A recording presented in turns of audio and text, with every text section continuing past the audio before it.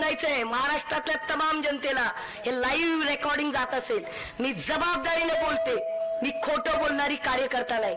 त्यांनी एक महिला मुलगी मोठी केली मला असं दाखवा. का हो, झेडपी लढवताना तुम्हालाच लढवायचे?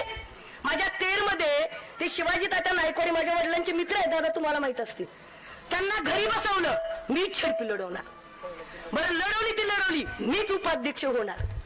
आता सुद्धा भाजपचा आमदार आहेत नवरा, पण खासदारकीला मीच उभारणार. ही तुमची नारी शक्ती आहे. लोकांना सांगता मला तुळजाभवानीनं, अरे तुळजाभवानीनं त्या परडीतल्या पिठाची भाकरी खाऊन मी मोठी झालेली आहे, मला त्याचा अभिमान आहे. आणि आम्ही जोगवा जो आहे ना निष्ठेचा मागतोय, हो टाईट कॉलर करून सांगते, पवार साहेबांच्या रक्ताच्या नात्यातली नाही, पण पवार साहेबांच्या खांद्याला खांदा देऊन उभे, कारण मी छत्रपती शिवरायांची हिरकणी आहे हे मला सांगायचं. आणि तुम्ही सुद्धा त्यांचा पैसा, त्यांची सत्ता काय असेल ते त्यांना लाथ मारा, कारण तुम्ही छत्रपती शिवरायांचे मावळे.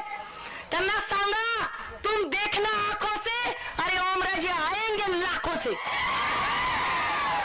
दादा मला असं वाटतं जास्त बोलायची गरज नाही, लोकांना सगळं माहित झालेलं आहे, सगळ्यांना माहित झालेलं आहे की जनतेला काय पुढे चित्र आहे. ते चित्र समोर आहे तुमच्या.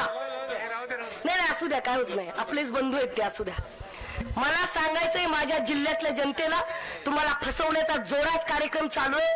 अरे महिला तरी साऱ्या दररोज कमी बदलतात, एवढं पक्ष बदलणाऱ्याला तुम्ही उत्तर द्या. 5-5 वर्षाला पक्ष बदलायचे, तुमच्या समोर यायचं, विकास करायचा आहे. काय विकास करता?